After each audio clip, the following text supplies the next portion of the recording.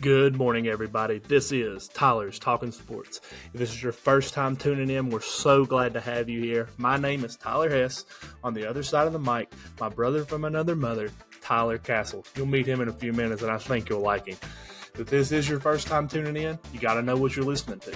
Here at Tyler's Talking Sports, we cover college football, we cover college basketball, we cover college baseball. You name it in the college world, we're talking about it. From breaking news to big games to new coaching hires to kids entering the transfer portal, we cover it all.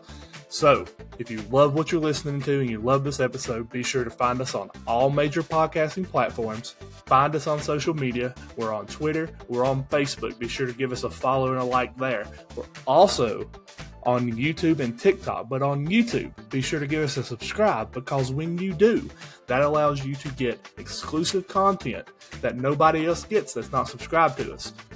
When you subscribe to us on YouTube, you get exclusive access to our 10-minute episodes that we drop weekly throughout the week. Plus, our 2 episodes we drop every Monday and Thursday at 6 a.m. You're not going to want to miss any of the content we have, and we appreciate you guys being here, and we hope you enjoy the episode. This episode is brought to you by Next Level Fitness Club in Lebanon, Virginia.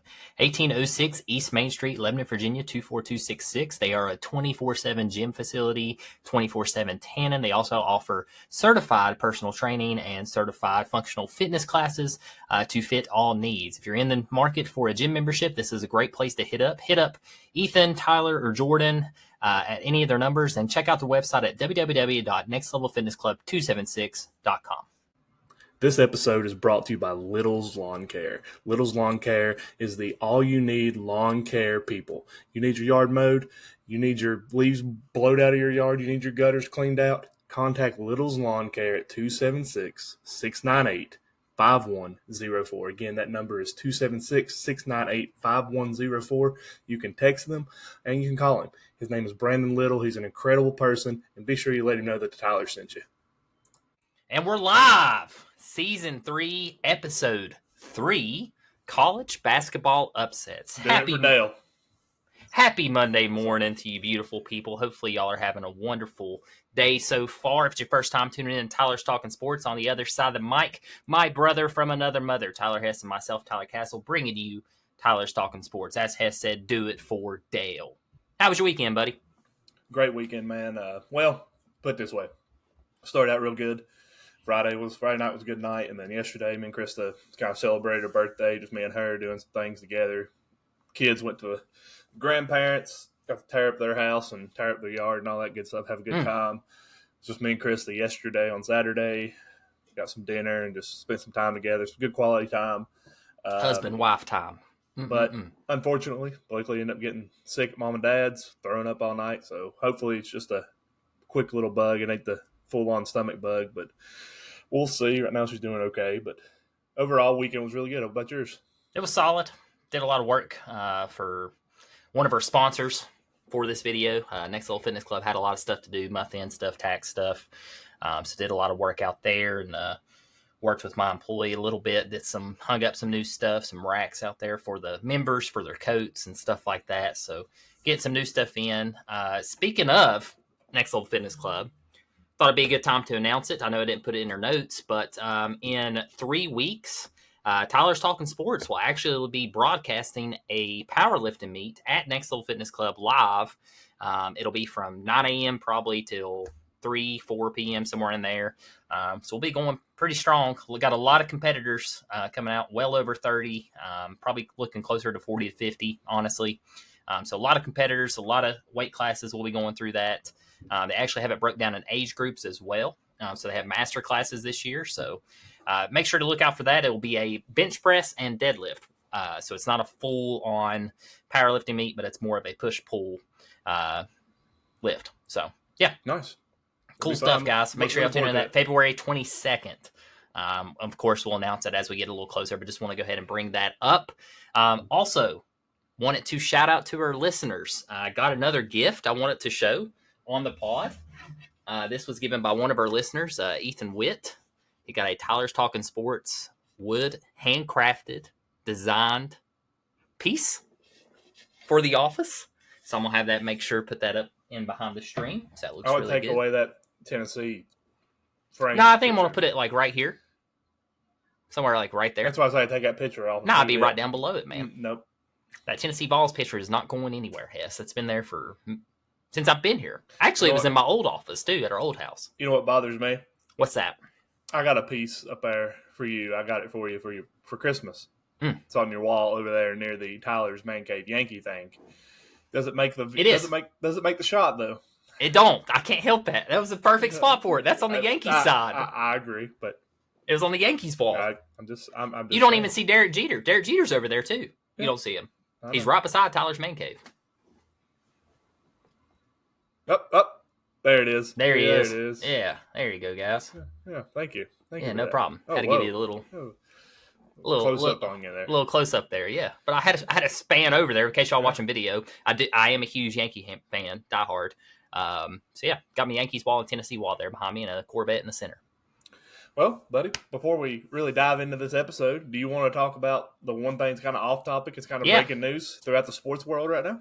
Yeah, Hess and I don't cover the professionals, but we're going to real quick because this was huge. This is blockbuster trade. This is like when LeBron, of course, we're talking about the NBA guys. This is like LeBron when he went to Miami, in my opinion. That big of a deal. So last night, news came out. Luka Doncic was traded to the Lakers. Dallas. I cannot talk today, guys. I'm sorry. Dallas is now receiving Anthony Davis. Yep. And there's two other people in that. Marcus Morris. Yeah, something like that, yeah. And his first round draft pick. Guys, we don't get both the NBA. But, yeah. It's a three-player trade, and it's a two-player trade to Dallas. And they're getting a first-round 2029 draft pick. Yep.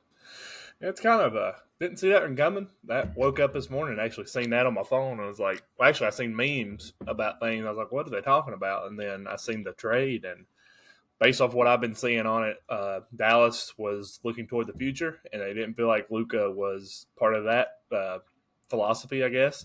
His weight gain, his work ethic has been brought into question by the Mavericks front office.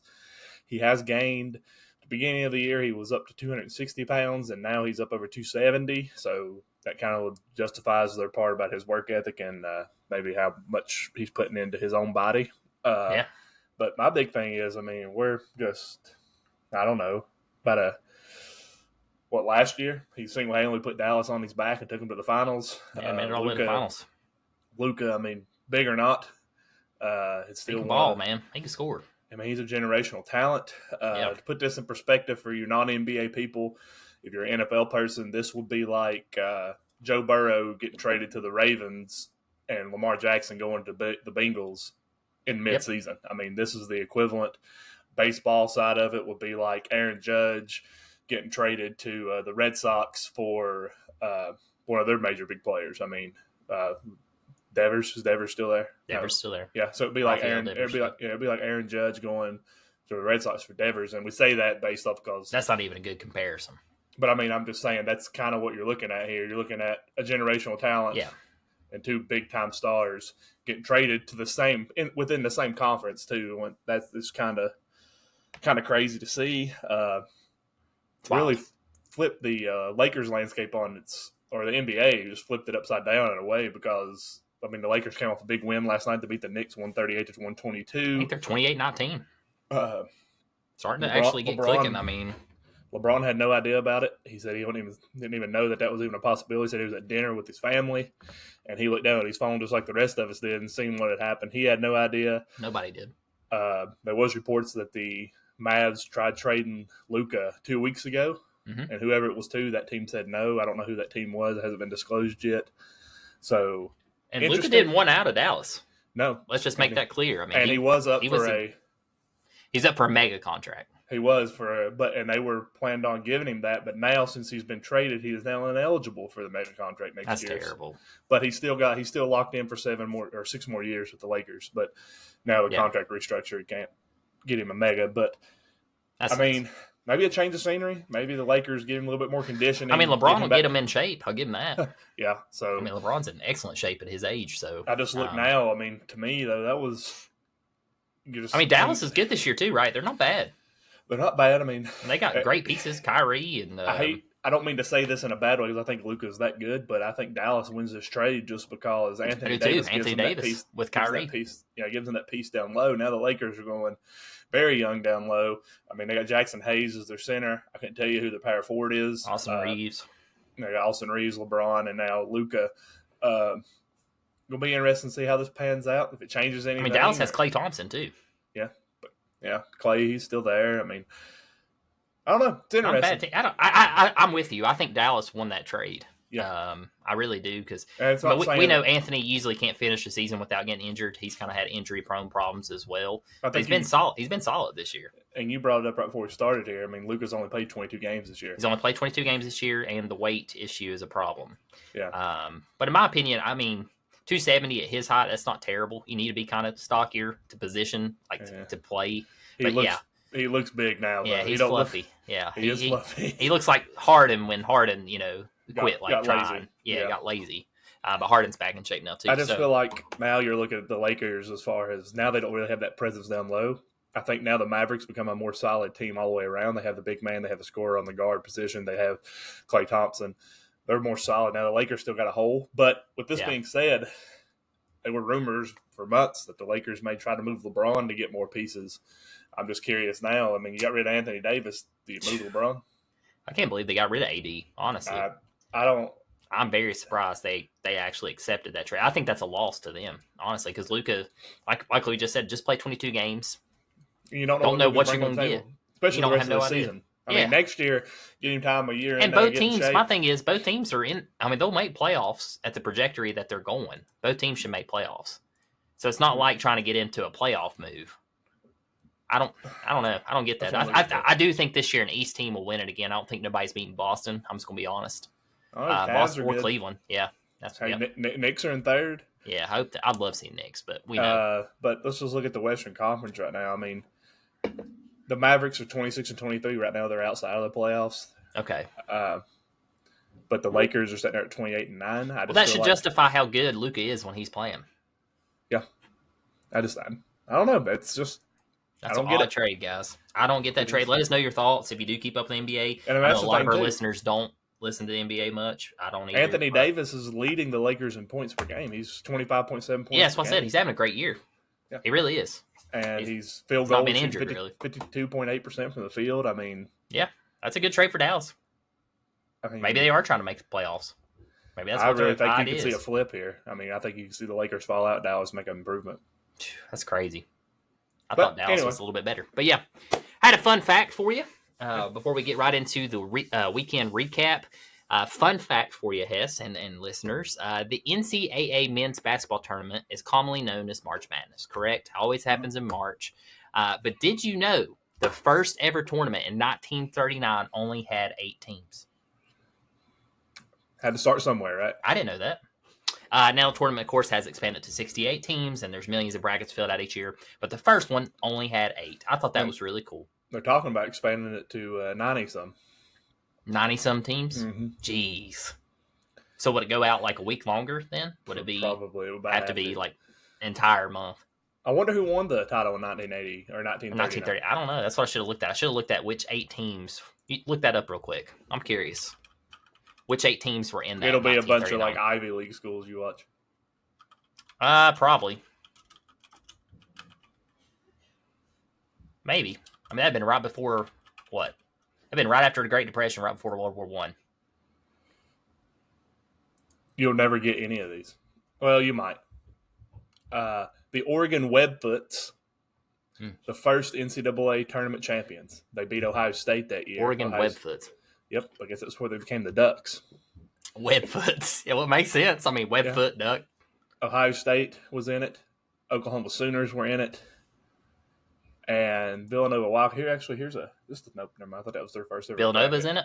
Yep, Villanova was in it. Wow. The term March Madness was used in 1939 by Illinois high school official Harry V. Porter. However, CBS broadcaster Brent Musburger popularized the term in 1982. Yeah, I can't get a whole list of the sea. Here we go. Here's a early bracket from every bracket from 1939 to today. 2024. See. Holy crap, a lot of brackets here. So I can get a full bracket.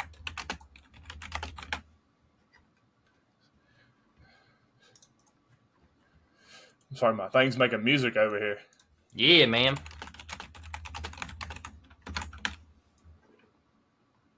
Up, I'm back to 57. Yeah, dude, that'd have been right after Great Depression, 42. World War II. That's crazy. 1939, you had Oregon versus Texas in the first round, Oklahoma versus Utah State, Villanova versus Brown, and Wake Forest versus Ohio State. Your Final Four was Oregon, Oklahoma, Villanova, Ohio State, and then Oregon and Ohio State in the national championship. And Oregon was 50. See, they won that national championship 46-33. And just take that in perspective, why I keep saying that. I mean, just went through the Great Depression. These kids are playing basketball. If they're 18, they're going straight to World War II. And they also played a third-place game that year. So once you got eliminated, they had a loser's bracket, and Utah State ended up beating Texas 51-49 to finish third that year. God, that's crazy. Imagine playing basketball and then going straight to World War II. Yeah. That's pretty much probably what they did. Yeah, it stayed at 8 teams for a long time. All the way through the 40s. Well, have to, probably. It didn't look like it expanded. It expanded in 1951, and Kentucky was the national championship for the third time. Old And Kentucky. they still had a third place game. That's crazy. Yeah. Crazy. That's a pretty cool fact. I thought that was cool. Pretty interesting. Yeah. Pretty cool, man. Pretty cool. Yeah. College basketball recap on Saturday. Starting off here with number 5, Florida, traveling to Tennessee, number 8. Called it. Tennessee dog walks Florida. They were due for one, 64-44. So they will not lose 3 straight. That's huge. They only lost 2 straight to Auburn and Kentucky, of course. Auburn loss sucked. The Kentucky loss really hurt, but is what it is. So Tennessee improves to 18-4. Florida falls now to 18-3. This is Tennessee's largest win against the top 5 opponent in program history. Yeah. 20-point win at home. Big difference in this, of course, was the lockdown defense. They did not let Florida shoot. I think they had them figured out from that first time in the swamp when they lost by 30. I think they figured out what they needed to do. One thing I wanted to say here, Chaz Lanier, of course, stepped up. This was his best game in SEC play, probably 19 points. He shot 6 for 14. Vols defense, again, looked great. But they did this without Zakai and Milicic. So that's huge. And hot take here, Vols fans can come after me. The Vols looked better without those two on the court. I said that. I said when he got hurt during the Kentucky game, I was like, dude, you're going to be fine. The offense was moving better. The ball movement was better. You had more scorers. Gainey was starting. Yeah. I think Gainey dropped 16. They had multiple scores. I think another dude dropped 14. Yeah. I mean, it was all around just beat down. It looked better, bigger size. It was what I told you in the last episode. I was like, I really felt like Tennessee was going to come in on mission, and I said I think it'll be the complete opposite of what you see at the Swamp. Ended up only thing I really got right this weekend as far as games. This is the one that I got right. I said it would be opposite. Did say 21-point victory by the Vols, but ended up being a 20-point victory. It was close. I didn't expect it to be that much. I was just hoping the Vols won. That's all I wanted. Now, I will say when I seen Zakai was out that morning, I was kind of like, oh, that might hurt a little bit. But on the other side of it makes you step up. But one thing, I talked to a Tennessee fan Friday. He's a season ticket holder to football and basketball. Big diehard, watches Tennessee all the way down into the rowing. He actually watches the rowing events. I mean, it's Tennessee through and through. He's not a big fan of Rick Barnes. And at first I looked at him, I was like, but what he said made sense. And he was talking about, like, even back to his Texas days when he had DJ Augustine, KD, and them. He stays so much in his scheme, and it kind of reflected what you talked about with Heupel. When the scheme doesn't work, there's no changes. They just keep doing the same thing over and over. And he was talking about with Rick Barnes, he's so focused on the same guys scoring all the time and just, hey, they'll hit eventually. They ain't making those changes. Like, he was talking about Gainey. That was one they were talking about. Like, Gainey came into the season, they were talking about his scoring. He's been lost up into this game. You haven't really seen much out of Gainey. Talking about Lanier. He's like, his thing to me was saying, why don't Rick Barnes just put somebody else in there and see, hey, might catch fire and might get some shots, get some rhythm going. So I think you've seen that a little bit in this game because he didn't have Milicic, he didn't have Zakai. I think it kind of broke Rick Barnes out of his traditional ways, the way he's been coaching this season. And this defense, I've talked about it all year. That was elite defense. This is what you want to see out of Tennessee if I'm a fan. I would rather see Mashack is a monster on the defensive side. I would rather see the defense out of Tennessee like this. I ain't really worried about their scoring because, to me, if you can hold your opponent, the way they play, the baskets are going to fall eventually. Whether they shoot 30 and miss 20 of them, eventually they're going to start falling. Yeah. And if they can play defense like this, there's not many games in the country they can't win. It's just putting it all together. That was a big win. A big bounce-back win. Walter Clayton, of course, led Florida, but they held him to 10 points, 3 of 13 shooting. Right yeah. I mean, that defense was locked. 10 points is the leading scorer for Florida. They looked like they played when they played Auburn. That's how good that defense looked. And I tell you what they did here. This game, look at the score, and even looking at the breakdown with the scores per half, this is the Georgia game that Tennessee played for basically a copy and paste of that, because it was I think it was a 2 or 3 point game at half. I think Georgia might have been winning when they played you all at half. I think they were. I think they were up by 2 at half. It was close. It might have been tied. It was close, like 31-31 or something. It was close. But then you all went away and scored 53 points in the second half. Yeah. To Georgia's 20. So I mean, this was this scheme of what they did in this game and that Georgia game. This is where Tennessee can beat anybody, and this is something to build on. Now let's just see if they can do it against their next opponent. Let's see consistency out of this and see this carry over. We've talked about it. I mean, the SEC's up and down every week. We got some surprises this week, or getting ready to recap from this past weekend. So SEC's up and down, but I do like the bounce back from Tennessee. I think great teams are hard to beat 3 times in a row. I'll say that. Mm-hmm. So they did find a way to win, and they didn't just barely win. I mean, they whooped Florida, so it was nice, a little bit of a revenge. And I think a lot of people, too, didn't pick Tennessee to win this game. So that was nice to see. None of them on game day did. Yeah. So it was nice to see a big 20-point win, just to shock the world again, be like, hey, Tennessee basketball is still relevant, so don't count them out just yet. I just hope all the fans that were saying you had no home field advantage, Rick Barnes is a terrible coach, this is the worst team, I hope they're whistling a different tune this morning. Speaking of home field advantage, there will be some changes coming to Thompson-Boling Arena. So they're getting a new Jumbotron, changing up some seating. So, yeah, quite a few changes coming. 360 ribbon all the way around. They're getting ready to put some money in that place, so it's going to get a little nicer. Before we leave the Tennessee talk, again, this is about pros, but there's an investment group out there between Candace Parker, Peyton Manning, I can't remember who the other one is involved, bringing their WNBA expansion team to Nashville, to Tennessee, and naming it the Tennessee Summit after Pat Summit. Their colors will be vols orange and baby blue. Mm-hmm. They will be nothing's been approved yet, but with that group of people and the people of Nashville really want a WNBA team, seems like that'll be your next expansion team in the WNBA. I think it's just a really cool tribute to Pat Summit. Absolutely. You talk about somebody who deserves it. Pat Summit's definitely the person who deserves it. Yeah, she put Tennessee girls on the map. I mean, not just that. She put women's basketball on the map. She really did. Everybody knew who Pat Summit was. Absolutely. That's true. Absolutely. Providence. Yep. Versus number 15, St. John's. Now, this one was a little close. Now, I told everybody. You did. You kind of called this. That Providence would probably play this one really tight. Providence is a tough little squad. They're 11-11 now. They lost to St. John's 68-66. Mm-hmm. St. John's now improving to an impressive 19-3. So keep an eye on them. They're 15th. They should bump up after the rankings come out tomorrow. But Providence, Jabri Abdir Rahim, dropped 27 points, 9 of 12 for shooting. He went off, could not miss hardly. And then Kaderi Richmond for St. John's, 24 points, 10 of 14 shooting. Very solid performance from him. Found a way to close it out. I thought for sure Providence was going to tie this one up and we might see overtime, but they just ran out of time there at the end. So, but they did outscore St. John's in the second half, 45-43. Big. I've noticed a lot of these games this weekend, low scoring first half, high scoring second half. Yeah. So teams are changing up their schemes during halftime and paying attention to the other opponent and switching it up, before they come out for the second half. So, yeah, St. John's finds a way to hold on.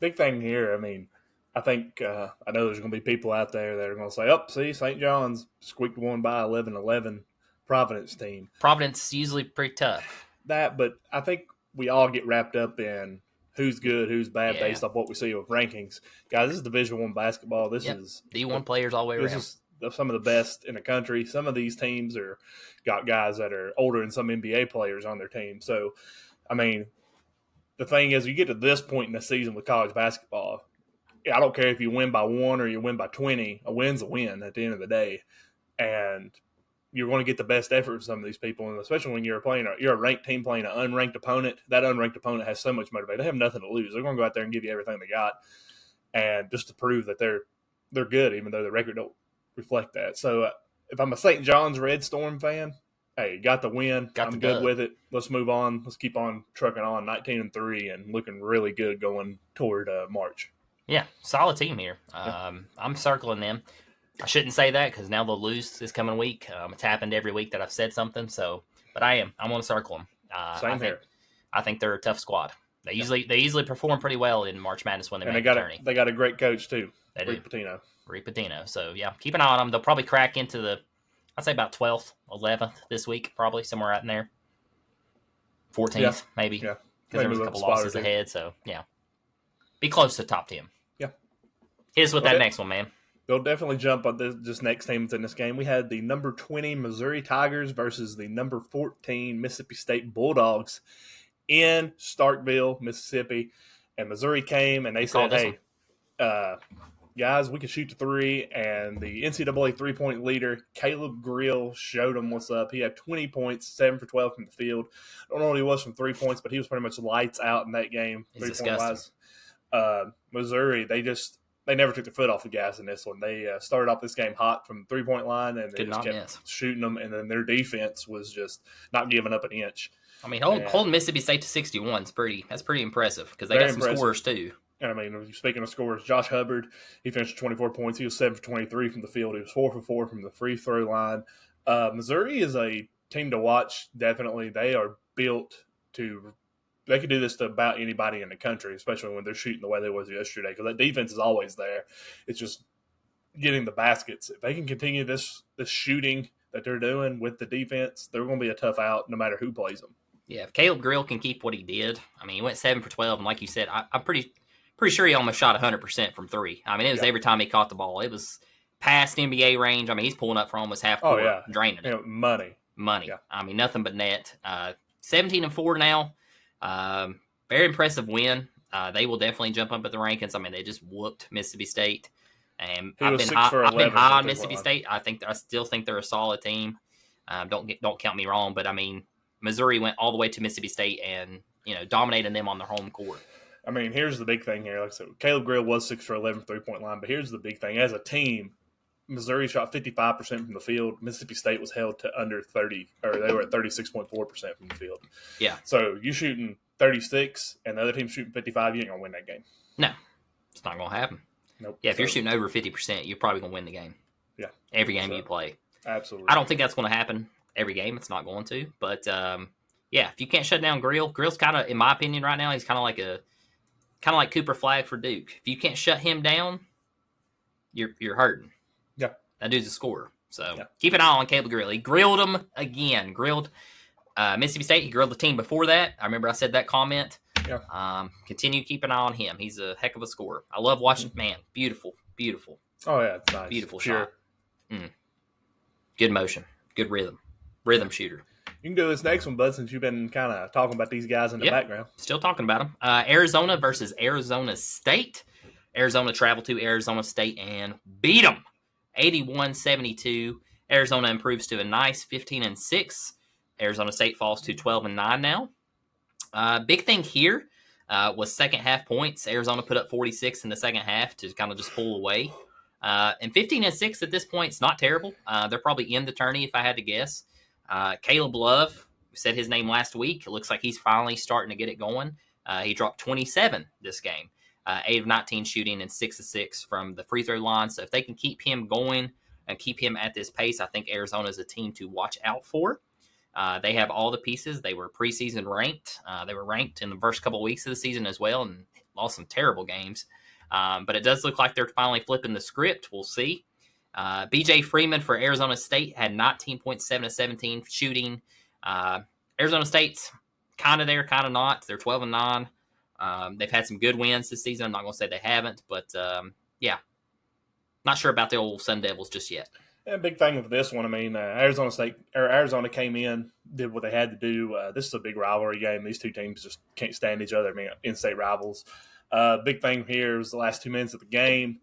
Caleb Love and BJ Freeman had a little altercation. BJ kind of headbutted him.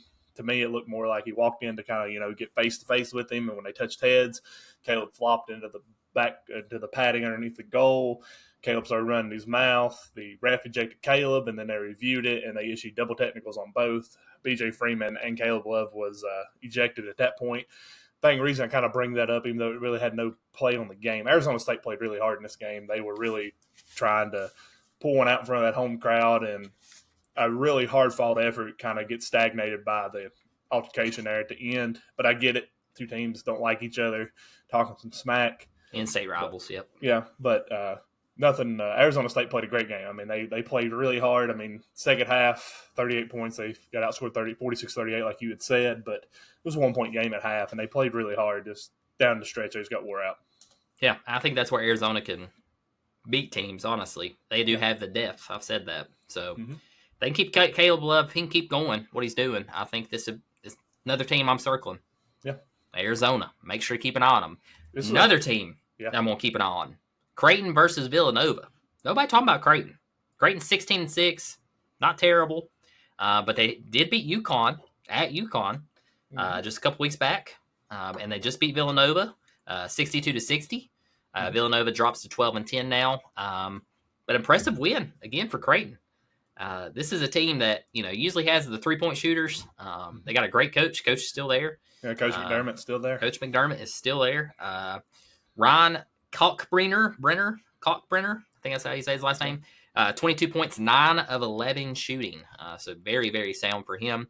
And then Wooga Poplar, 24 points, 10 of 17 shooting for Villanova. This isn't the Villanova, not the same team. It's definitely a rebuild year for them. But Creighton's a solid team.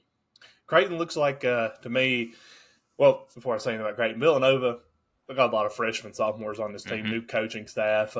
Just give them a couple. They'll be back. Give them a couple years. They'll be back. But to talk about Creighton, they remind me of those Dayton teams, Xavier teams that we've seen in years past that came into the tournament unranked, and nobody really talking about them, and then they just kind of come in as sneak like up on you. A 9 or 10 seed in the tournament, and they can beat some teams. They can shoot the ball. They got a coach that's probably got some of the most experience in the entire country as far as coaching. It's going to be interesting to see what this Creighton team does. I agree with you. Keeping an eye on them, seeing what they kind of do. I'm going to follow them probably the next couple of weeks just to kind of see what they keep doing. I'm keeping an eye on them definitely for March Madness. I mean, we're a month out for March Madness, which is crazy. And that Big East tournament is going to be very key because there's a lot of teams in that Big East tournament that have like 12-10 records like Villanova has that really could make a run at Big East tournament and then get hot. Yeah. And do some big things in March Madness if they can make the tournament. Be like NC State last year. I'm glad you spoke of that because I do have we were talking about NC State's team last year, and I had a thing come up this morning. Thought it was kind of ironic because we were talking about it. That NC State team, 4 of the 5 starters they had on that team. DJ Burns was the big guy down low. He is now playing in South Korea. DJ Horn, who was their top scorer, the point guard, he's playing in Germany. Muhammad Diarra, who was their other big man, 7-footer, he's playing in France. And then their shooting guard, Casey Morsal, is a TV analyst. So none of those guys went to the NBA. So it tells you don't have to be a star to make a run in this NCAA tournament. No. Just get hot at the right time. So whoever gets hot, and that's the way we always see it. And there's going to be one of those teams we're not talking about that will make a run. That always happens. Big game on here I wanted to list since this is a huge rivalry. Georgia State versus App State. We haven't mentioned App State in a minute, but they've been doing pretty well. Georgia State is now 8-15 as they lost to App State 76-80. App State improves to 13-9. So very sound win for them. Georgia State leading scorer Cesar Edwards had 24 points, 10 of 23 shooting. Miles Tate, we've mentioned him before. He had 25, 9 of 14 shooting. So huge win for them. Definitely a huge rivalry there. Always love to see App State getting the winning column on that. I think our good buddy Lee was at that game. I think he went up there to that game. Okay. Shout out to Lee. Great guy. Overall, let's just talk about the Sun Belt since we're talking about App State right now. They improved to 7-4 in conference play. Arkansas State is leading the Sun Belt right now at 9-2, 18-5 overall. Troy Trojans, another team that is usually in the tournament, they're 8-3, and Sun Belt 15-7 overall. Then you're looking at South Alabama and App State are tied with JMU and Marshall. So Sun Belt's a really competitive conference. Good basketball to watch, guys, when you're not watching the mainstream guys. The Sun Belt Conference is really good to watch, and also the what's the other one here? The Southern Conference. That's another good conference to watch. That's one ETSU's in. Yeah, ETSU's doing very well. But yeah, these games are usually played throughout the week, like Mondays, Tuesdays, when none of the big stuff's going on, guys. So something to tune into. Those two conferences are really fun to watch. I think ETSU is playing. Y'all know we record on Sundays. I think they're playing today on CBS. I mean, I'll look right now. Let you know. Maybe if I can find it. I think they are. I think I saw that. Had it pulled up. Right now, you have Illinois and Ohio State playing. And then full school board. Here we go. Bless you, whoever's sneezing in the background. That's my wife. Yes, ETSU does play on CBS Sports Network. They play Furman. This is a big game right here. Both of them are 5-4 in the SoCon, and Furman's 17-5. So this game is in Johnson City at 2 p.m., guys. So CBS. Hopefully ETSU wins. Yep. Go Bucks. Go Bucks, baby. Go Bucks. Yep. I have to go watch a game down there. It'd be fun. Speaking of watching games down there, Dobbins-Bennett. Yeah, nice stadium. Nice stadium, man. I want to go to that now. That thing's beautiful. It's a dome. Yeah, it's been a dome. But now it's like got the Jumbotron and they updated the seating. And 2 years. It's a dome. Yeah, dome. It's a Dimmadome. Dome. Yeah, it's pretty nice. It's pretty nice. A lot of money down there. Domtar. Yes. Yeah, a lot of money. Old Domtar and Eastman. Yep, that's where the money comes from. Yeah, I think I said it was like $1.8 million in renovations. Jeez. Yeah. I figured it's more than that, honestly. Yeah, maybe that was a donation they got. That's probably like just half of it or something. Yeah.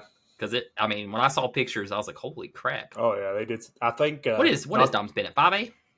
Yes, they are 5A. 5A? Okay, I can't remember. Not to get off subject, but that was. Yeah, I didn't mean to get off subject, but. Where the rumors are going, this is portraying to you, that's the rumors of where the Arby's is wanting to go. Gosh, that'd be nice. Shoo, I'd love it. Yeah. I'd love it. They said that was part of the reason they did all that. They probably got more seating. Well, they're trying to get bigger tournaments. They're either wanting to get the Arby's or they're wanting to get a big national tournament down there. Isn't there a high school that combined, like just recently, that was just built, like right over in Kingsport? Like you have Sullivan East and... yes, the one that's right there beside the interstate. Yes, 81 at Tri-Cities Airport. Yeah. It's nice. It's super nice gym. That's the one that merged Sullivan... Was it Sullivan South or... Sullivan Central, Sullivan South came together. Yeah, that's a nice high school. It looks like a little college. Yes, it does. Just like Dobbins-Bennett. Speaking of, not to get off subject, but you're talking about Sullivan. Our Lebanon Pioneers went to Sullivan East yesterday and pulled off a big win. Wow. Mike Reese, another double-double for him. I think that's his 19th game this year with a double-double. Wow. If you don't know who Mike Reese is, guys, he's local quarterback here at Lebanon. Yeah. Absolute stud, showing off. I think he's averaging almost 28 points a game this year. Yeah. Averaging like 12 rebounds. He already scored 1,000 as a junior. Coming back next year, they got Cade Boyd scored 1,000. So they got 2,000 point scorers. Get a little squad. Yeah, and I would, not to get off of it here, but I really think Mike Reese might be a better basketball player than he is a football player. Really? He's average. I mean, they've been several. I think he dropped almost 40 in one game this year. Had like 19 rebounds. Dude's an athlete. Next time he's at Next Little Fitness Club, I'll have to ask him. Yeah, I have to ask him if he's better in basketball or football. Which one he thinks? Yeah, he's a heck of a quarterback too, though, man. He is. He got an arm. He's got an arm. I've watched him play. I mean, pretty impressive. One of the best athletes to come into Lebanon. I have to say that. Yeah, I put him top 10. Yeah, absolutely. Yeah, just talent. Very talented. Kansas State versus Iowa State. Speaking of talent, where's Iowa State at, Hess? You start bragging about them, they lose almost 3 straight. That's their second loss. Every time I brag about them. 61-80. They didn't just barely lose; they got whooped. And 2, they lost on their home court, which is a tough place to play. Iowa State Cyclones dropped to 17-4. Kansas State 10-11.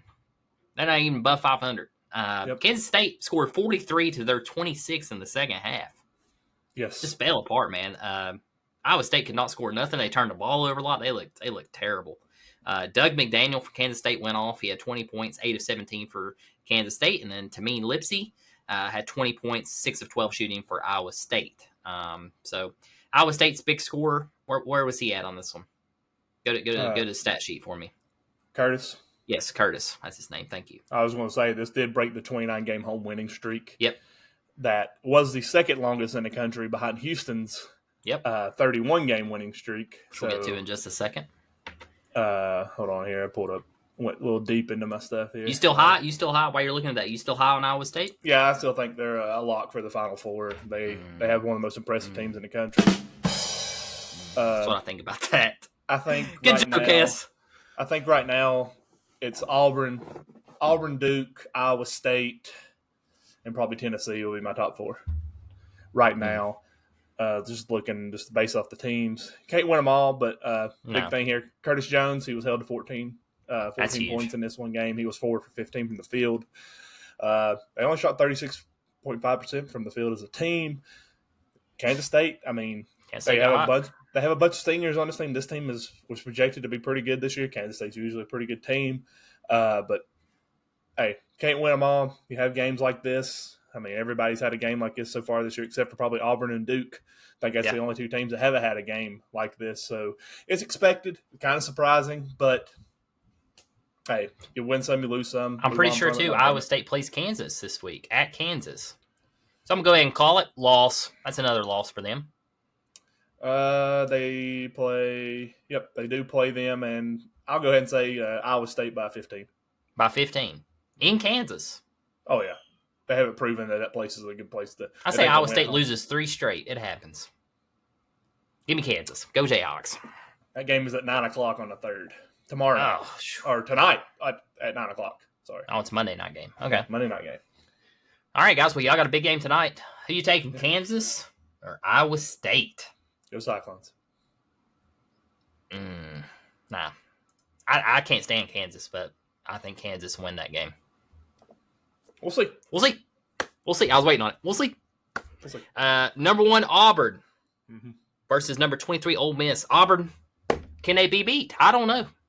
Duke's the only team to beat them so far, and they barely beat them. Auburn's now 20-1. They improve. They won 92-82 over Ole Miss. Ole Miss drops to 16-6. Ole Miss had this game. They were in this game all the way till the end and just ran out a little bit of gas. Very good game. Chris Beard coached an excellent game. I thought for sure Ole Miss would pull off the upset, but Janai Baroum, stud. 20 points, 7 14. I think he had how many rebounds he had? I don't have the stat sheet here on rebounds, but he tore it up. I think he had like 12 rebounds or something. 12 rebounds. He had double-double. They had two kids with a double-double. Dylan Cardwell had 10 points and 10 rebounds. That team's tough, man. Chad Baker Marzara, who's been a big scorer for them, he had 18. Auburn's all tough. 5 starters for Auburn scored in double figures. Yeah, Auburn's tough, guys. Sean Padula for Ole Miss dropped 29 points, 10 of 16 shooting. This game was really close, like I said, pretty much the entire game until the end there, and then Auburn just pulled away. I mean, it was just a given. But great game. Nothing bad. Another sound win, again, for Auburn. I think we'll be saying that probably the rest of the season until March Madness. But I will say this. I think Auburn's one of those teams that make it into March Madness, and they get upset. It just happens. Yeah, it got the number 1 curse. It happens. I don't think I think Bruce Pearl's been around long enough. I don't see this Auburn team being upset unless. I hope not. I like Bruce Pearl. I feel about 100% confident they're at worst an Elite 8 team, and I'll say around 80% Final Four. Got a little stretch coming up here for Auburn. They got Oklahoma on Tuesday night, and then they got Florida at home. This upcoming Saturday. And then this next little stretch is going to prove how good Auburn is. They got Oklahoma this week, Florida, then they go to Vandy and to Bama. So we'll see kind of what Auburn's made of. Wouldn't be surprised to see a loss there. It's going to happen. But if I'm Auburn, I'll honestly, I know it sounds crazy, but I'd rather lose and let somebody else take that 1 spot. I'm just scared. I'm scared of that 1 spot, especially going into the tourney. How many 1 seeds actually ranked first have won the national championship? Can you tell me that? Can you look that up for me? While Hess is looking that up, guys, this is Auburn's 13th win in a row. Right behind Duke's, 14th or 15th? Mm-hmm. So, yeah, Duke and Auburn right now look like world beaters.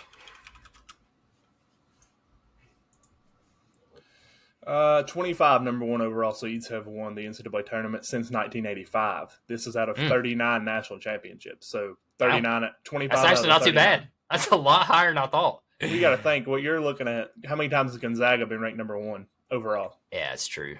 I mean, that's you're not looking at just a one seed. You're looking at like ranked first, number one overall seed. Okay. Yep, 25 out of 30. Okay. Yep, 25 out of 39. That's pretty good odds. Never mind. Yep. Since the NCAA tournament it just never feels like 64, that. One seeds have played 569 games, and they have won 454 of those for a ridiculous percentage of 79.8%. Wow. Okay. Yep. I retract my statement. Auburn win out the rest of the season. Golly, that's good odds. One seeds have won the national championship 87, 92, 93, 94, 95, 96, 99, 2000, 2001, 2002, 2005, 2007, 2008, 2009, 2010, 2012, 2013, 2015, 2017, 2018. So it's been a little while. Well, this article was in 2019, so they didn't have one. Okay. Crazy. Since 85, 20, yeah, so it's still, this was 4 days ago. Out of the 39 national championships since 1985, because they're doing when the tournament expanded to 64, 25 number one overall seeds have won, and 13 of the past 17 winners have came from one of the top 4 seeds. One top 4 seeds. Okay. So only over the last 17 years, only 4 times has a number one not won the national championship. But not necessarily but first. 25 of the overall number one seeds have won since 85. Okay. Auburn's a good. So what you tell me? Auburn's a good team. Yeah. Yeah. I mean, they're 20-1. You got to be a good team. And the only team you lost to was Duke at Duke by like 2. Yeah. Yeah. So they're almost undefeated. Almost. Pretty impressive. Yes. Pretty impressive. I'm definitely not counting Auburn out, guys. I don't want the Auburn fans to come at me. I'm just saying, I always felt like there's that curse. And maybe that's just the Tennessee fan in me. Because anytime Tennessee's number one, we find a way to lose. And that's probably what it is. Number 24, Vandy versus Oklahoma. For you Vandy fans out there, hope you enjoyed being ranked because you're not going to be ranked tomorrow. You lost by 30 to Oklahoma. Oklahoma finds a way to win the SEC again. Oklahoma. 97 to 67. 16-5. They got Auburn coming up. They got 3 wins now in the SEC, I think. Vandy drops to 16-5. They'll definitely be out of the top 25 after that beatdown. They let Oklahoma score 61 points in the second half to their 27.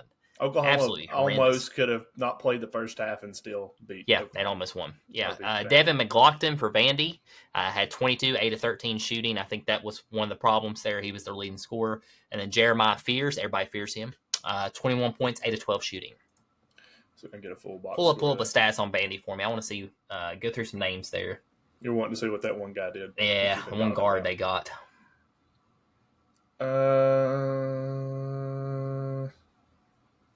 Jason Edwards, he had 21. Jason Edwards. How many? 21. 21? Okay. So he still was had a good game. 7 for 12 from the I guess it was just him and McLaughlin that scored pretty much. Yes, he had 21. McLaughlin had 22, and then you looked at their next closest scorer had 8 points, and AJ Hoggard. Yeah. The second half was horrendous. I mean, Vandy, it was close. It was like a 9, 10, 11-point game, and then Oklahoma just took off. Yeah, Oklahoma shot really well. They shot 63% from the field while Vandy shot 38%. Yeah, couldn't miss. It's just one of those games. They shot 55% from 3. Oklahoma did too. Yeah, just one of those games, man. Speaking of one of those games, another huge upset. And guys, Hess and I just talked about them, bragged about them, and said they could be a threat, which they still can. Louisville. Again, you're going to lose games. It's going to happen. But they shouldn't have lost this game. Louisville versus Georgia Tech. Georgia Tech's down this year. They're not that good. They're 10-12 now. Louisville drops to 16-6. Georgia Tech outscored Louisville in the second half. Louisville's up big. They was up 11 at the half. They let Georgia Tech score 50-32 to win this game, 77-70. Absolutely annihilated them in the second half. Terrence Edwards Jr. still had a great game. I've been high on him. He had 22 points, 8 of 16 shooting, so he shot 50% from the field. And then Lance Terry dropped 23 points, 9 of 20 shooting for Georgia Tech. That's the biggest upset of the day, in my opinion, honestly. Here's my big takeaway from this. Georgia Tech did this with 6 players. They only played 6 players this entire game. Everybody on their team played 30 minutes except for can't say his name, Iorama Sora. He played 24 minutes, but everybody had double figures, including Duncan Powell, who came off the bench. They only used one bench player, like I said, this entire game. As far as this game goes, it was pretty even as far as percentages go. Both teams were Louisville actually shot better from the three-point line, and they were about dead even from the free throw line. But Georgia Tech shot 47% from the field to 45% from Louisville. Again, Georgia Tech's a tough place to play. It is. ACC basketball, you're playing. I mean, you're taking a beating week in, week out playing these teams, especially now where you're playing, Wednesday night, Tuesday night, going into Saturday. I'm a Louisville fan. I'm not too concerned about it. I mean, it sucks that you lost to Georgia Tech, but get the losses out of the way now to these teams. So when you get to the ACC tournament, you don't have to really worry. Hopefully not have to worry with it, so get it out of your system. Still think Louisville's a team to watch. Mm-hmm. Georgia Tech, they could use this as momentum. They could turn into the NC State team from last year. They got a lot of seniors on this team, got a couple freshmen, and the fact they only did it with 6 players. That's what I'm saying. I don't see it. You're gonna run out of gas.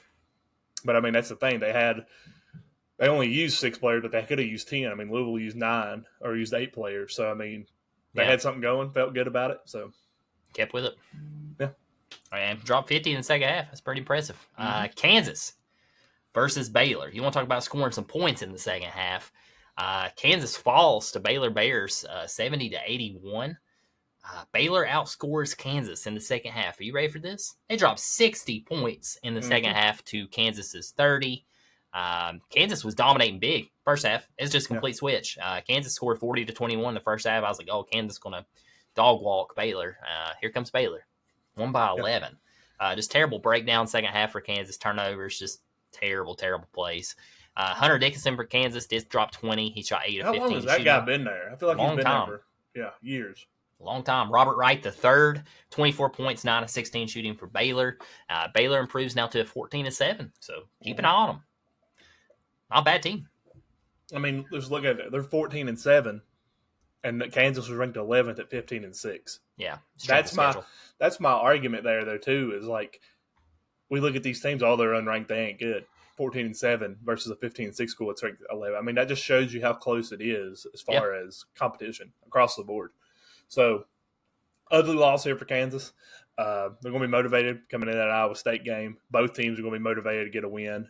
I feel like Kansas has been this way all year, though. Every time they've played, they're streaky. You expect them to play really good against a big-time opponent. I mean, the Houston game was probably the best they played all year from what I had seen, a couple from last week. And this game right here really exposed Kansas, but they've had a couple of them games this year. So, we'll see what happens. Don't know, man. Very, very streaky. Don't know what you're going to get out of Kansas. Speaking of streaky, Georgia traveled to number 4, Alabama.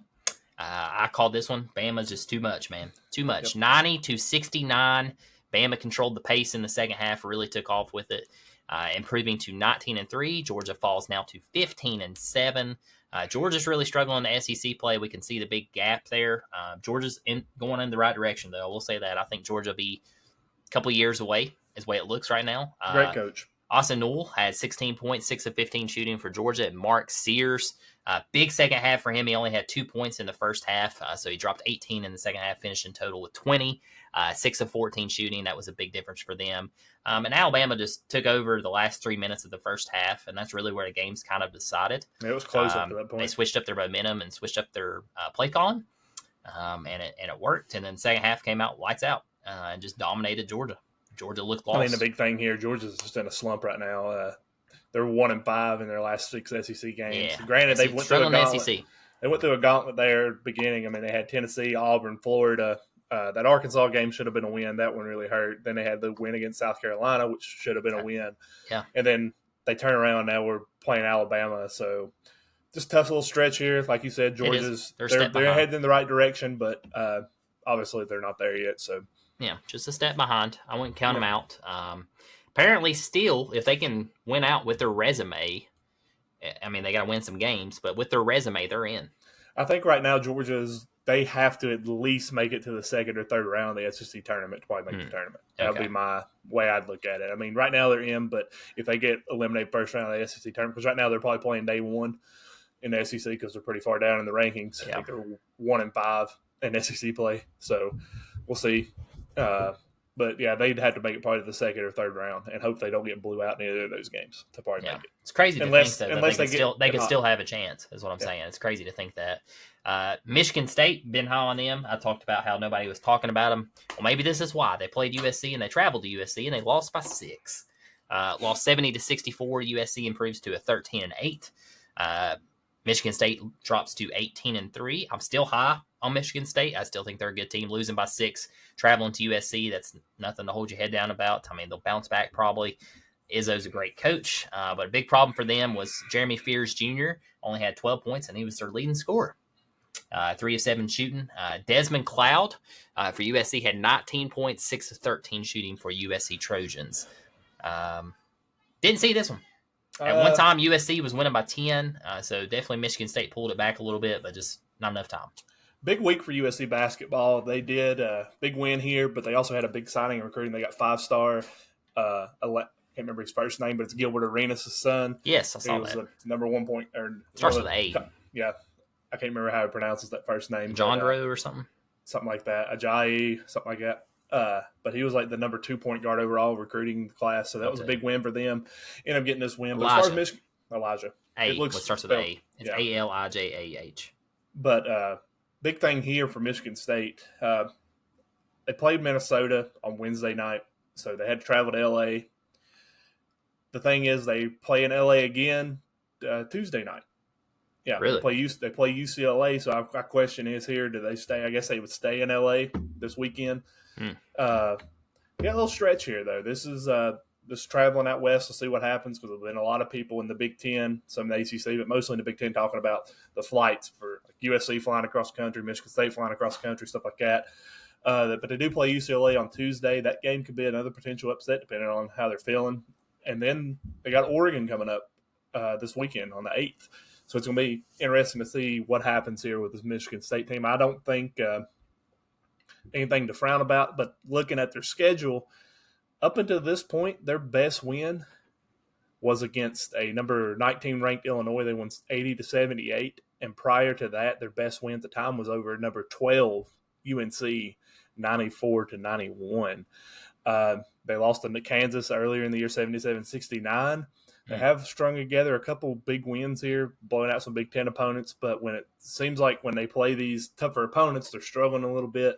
So I'm going to keep my eye on that UCLA game Tuesday night just because. Oregon coming up, and then they got a stretcher where they play back-to-back. They play Illinois, and then they play Purdue at home. So we'll kind of figure out what Michigan State's about. We'll see what they are. Yeah, I'd like to keep an eye on that Purdue game. That's a big one. Yeah. Because Purdue's one of those teams, too, that could easily make a run. It's not on here. We're not going to talk about it, but Friday night, Purdue played Indiana. Yeah. Very close game. Indiana was actually leading, playing really well in that game. They hadn't beat Indiana. Indiana hadn't beat Purdue at home since like 5 or 6 years ago. Almost pulled it off. Yeah, it was a close game. So had a lot of that this weekend. A lot of these big teams played really close or they got beat. So we're at that point in the season where we're going to figure out who's for real and who's not. Absolutely. I think both these teams we're getting ready to talk about are legit. Texas Tech traveled to number 6 Houston. This game went to overtime, and Texas Tech pulled it out. Excellent game. Best game of the day, in my opinion. Texas Tech wins 82-81 over Houston. Texas Tech now improves to 17-4, and Houston now drops to 17-4.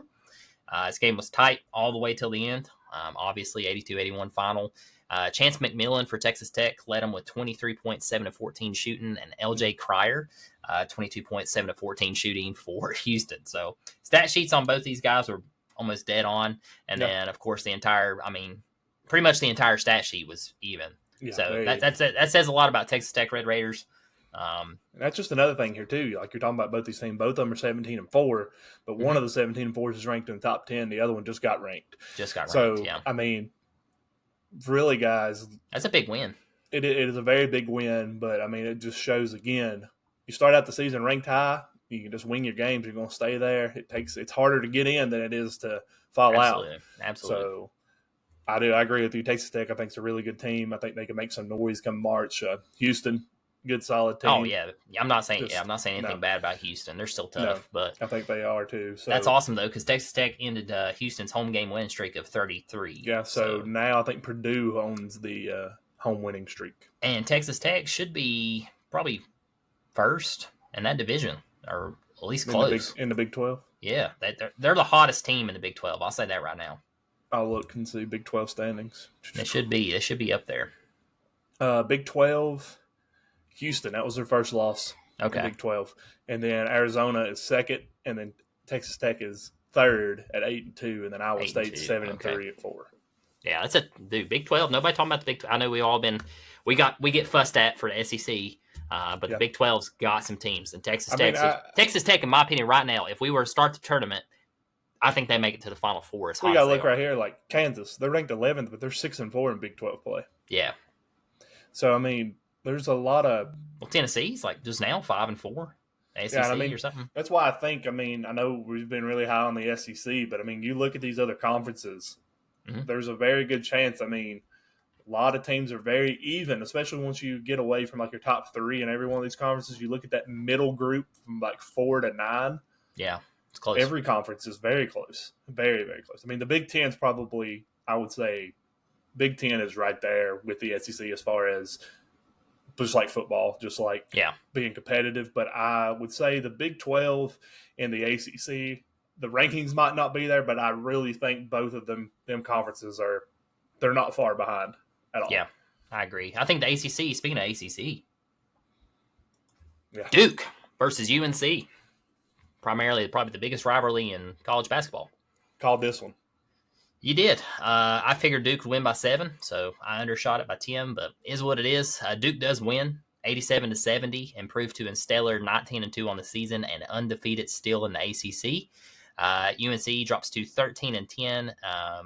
Not the same UNC team this year. Just terrible. RJ Davis was the leading scorer. He's the only guy they've got. I've said that's been a problem all year. He had 12 points, 4 of 11 shooting. If you shut him down, who are they going to? Yeah. I mean, don't have nobody. Conca Nipple, 22 points, 7-11 shooting. So what Cooper Flagg finished with this game? I thought he was close to that. He have 19 or something? I'll let you know. I was really wanting a tight contest, honestly, but I was thinking Duke was just too much. Too much. I just looked at the rosters and I just thought really they were. UNC did outscore Duke in the second half, but it did not matter because Duke was up 47-25 at half when I cut it off because I was done with it. Cooper Flagg finished with 21 points, 7 assists, 3 steals, 2 blocks, and he had rebounds. First 5 minutes of the game, the dude was balling. He had like 2 steals, like 4 points already or 6 points, something like that. A couple of assists. I mean, he was balling. Yeah. I mean, he shot 3 for 5 from the 3-point line. He was 6 for 14 from the field, but Duke did shoot 52% from the field overall. North Carolina shot 47. The big thing here, the big difference in this game really was the 3-point shooting. Duke was 10 for 20 from the field, 50%. By North Carolina was 7 for 19.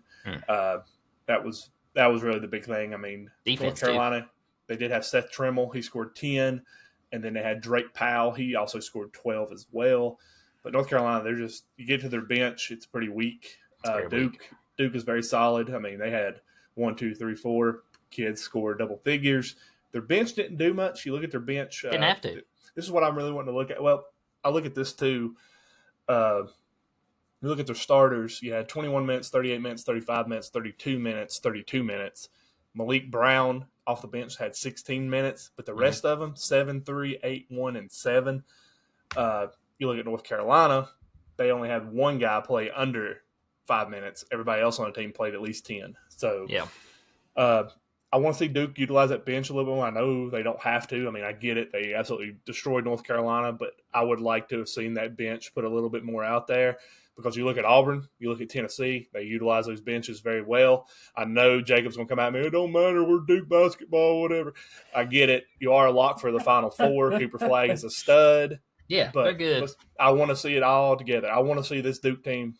To me, Duke should be scoring 100 every game. I look at Duke like we looked at Ohio State at the beginning of football season.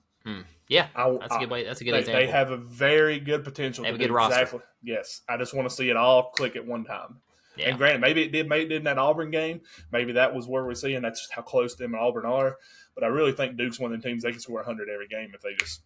I think Duke's definitely right there with Auburn. That's no mistake. And I think Tennessee is too, honestly. But it's all going to come down to who gets hot at the right time, and we know that. It's like It's like not trying to get off on different topic here, but like Coach Vitello said for baseball, winning a national championship is like 80% work and 20% luck. Mm-hmm. You gotta have some luck too. Yeah, you gotta have it on your side because there's one little thing could go different, and you're not making it to Natty. Not to get off on it, but you mentioned it. Let's go back to that College World Series of Tennessee. Yeah, there was that one game there, the game 2. Mm-hmm. They were down 7-0, and then they had that bases loaded inning. The guy went to Boston, played second base. Really good baseball player. The one that was really good for you guys, played second base for you guys. Got drafted first round to Boston. Led you on batting average. I'm thinking of the shortstop. Shortstop went to Colorado, didn't he? Was it Mine's blanking. Moore? Was it Moore? Yeah, so he had Moore, but he played second. I thought he played. We had a shortstop. I thought he played short. Chaston Moore or something like that. Vols baseball. I know he went to Boston. God, that's gonna bug me. I'm getting it. Christian Moore. Yeah, Christian. He played second? He played second. He could play anywhere, but I know he was playing second in that game. Okay. Yeah, Christian Moore. Yeah. Yeah. I mean, he was the one who had that bases clearing. You sure he went to Boston? I didn't think he went to Boston. I thought he went to Colorado.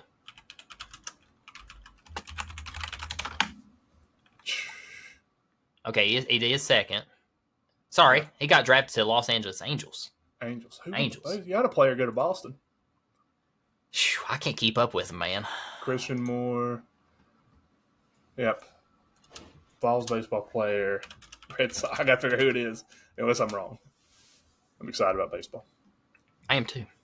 Christian Moore, the second baseman, was drafted by the Boston Red Sox in 2024, but they ended up trading to Los Angeles. Nope, Moore's projected to be drafted by not drafted. We had one go to the Rockies. Is their center fielder? It was the year before, though. What was his name?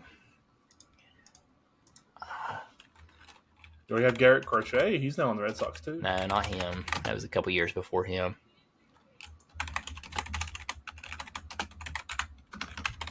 Yeah, I know. Christian Moore. Jordan Beck. That's the guy I'm thinking of. Jordan Beck. Yeah, he went to the Rockies. Yeah. He was on the 2022 team. The big Rockies player was Calderon, but came from Georgia. Yeah. But anyway, guys, I'm not trying to get off topic here, but was you going to make a reference to something? I know we're right on time, too.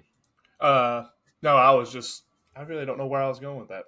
We're talking about luck. Oh, I was just talking about, you go to that game. That game. Oh, yeah, when they were down 7-0. Yeah, they were down. If you don't have that luck of that great hit there. Yeah. You might not win a national title because you lose game 2. Most teams lose game 2, lose game 3. Got y'all right back in it and won national championship. That's what I'm saying. You got to have some luck. Yeah. And that's what's going to have to happen in basketball. Somebody's just going to have to get hot. Get a game winner or something. It's part of it, guys. Number 25, UConn versus number 9, Marquette. Did not see this one coming. We've been kind of down on UConn here lately. UConn bounced back. They said, don't forget about us just yet. Yep. They won 77-69 at Marquette, improving to 16-6. Marquette now drops to 18-4. Hess likes Marquette. I'm not a big fan. I still don't see it really. But Solo Ball was able to get it complete solo this time. He had 25 points, 7-11 shooting. And Cam Jones from Marquette drops 22, 9 of 20 shooting for Marquette. Still feel good about Marquette? UConn, granted, guys, UConn should still be the team up there with the elites in the top 5. They just haven't put it all together. Marquette's had some questionable games this last couple weeks. Still not – I wouldn't say I'm as high on them, but I'm still pretty high on them. I still have them as like a good 3 seed in the tournament. We'll see what happens. This was kind of the last couple of weeks looking at it raises some eyebrows. But I think Marquette will be okay. Just got to recover from this last couple of weeks and see what happens. But I will drop them off my super high list and drop them to I'm still high on them, but not like I put a mid tier. Like round of 32, Sweet 16, somewhere in there. I still think they'll definitely make the tourney and they'll make a run, but I don't think they got it. Arkansas. Another big upset versus number 12 Kentucky in Rupp Arena. First time Calipari returns. he gets a laugh. He gets first laugh. They won 89-79 and pretty well dominated the second half of this game. Arkansas now improves to 13-8, and they've struggled really in the SEC. I think they were 1-6 coming in this game. Yeah. In SEC now 2-6. So really struggling in SEC play.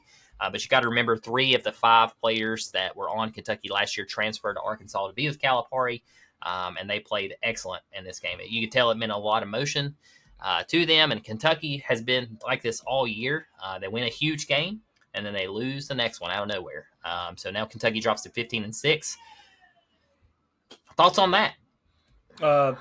Not much to say here. I mean, Kentucky, this kind of been their MO this year, like you just stated. Big thing here, Calipari is undefeated when playing a former team he coached for the first time.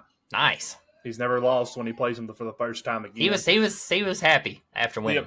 The emotions were definitely there, like you said, with them kids that went with him. They wanted to come back and lay it to the old Blue Nation up there.